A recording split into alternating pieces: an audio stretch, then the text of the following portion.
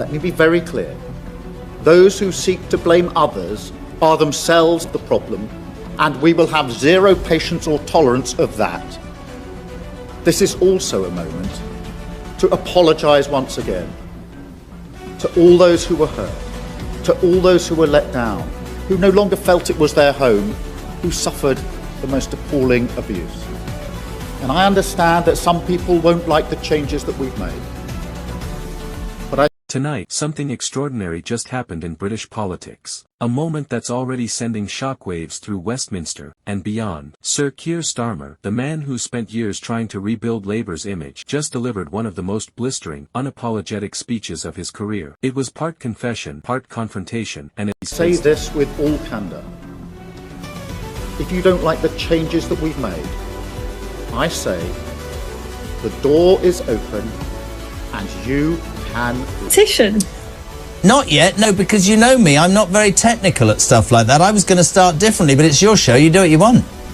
Well, let me just reassure you that it's actually really easy, because I don't normally do these things either, but I thought this thing is getting ahead of steam, and I think we've all got... I'm absolutely with you and the millions of people who think this bloke is a disgrace.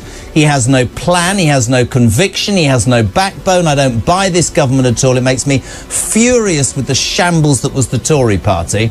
But we cannot fall for the BS that the King is going to get involved. This is not going to change the government. Yes, it will absolutely, Isabel, say to this government, globally and at home, not very popular. It's not going to make any difference, though. It left both allies and critics stunned. Because tonight, Starmer didn't just defend his record, he drew a line in the sand and dared anyone unhappy with his leadership to walk out. Let me be very clear, he began, voice steady, eyes locked on the audience. Those who seek to blame others are themselves the problem. No hesitation, no soft edges. It was the sound of a leader done with excuses, done with infighting, and done with the ghosts of Labour's past. He apologized, again, to those who had been hurt and driven away, acknowledging the pain caused under the party's previous leadership. But then, his tone shifted. He wasn't there to beg for approval. He was there to reclaim control. I understand, he said, that some people won't like the changes we've made. And then came the line that will echo through political circles for weeks to come. If you don't like it, the door is open. That wasn't just rhetoric. That was Starmer's final message to the remaining factions inside his own party still clinging to old loyalties. It was bold, it was brutal, and it was very un-Starmer-like, the kind of fire his critics have long said he lacked. But tonight they saw a different man. And then, right as the room was still buzzing from that remark, came the curveball. Journalist Isabel OaKeshott pressed him hard, interrupting,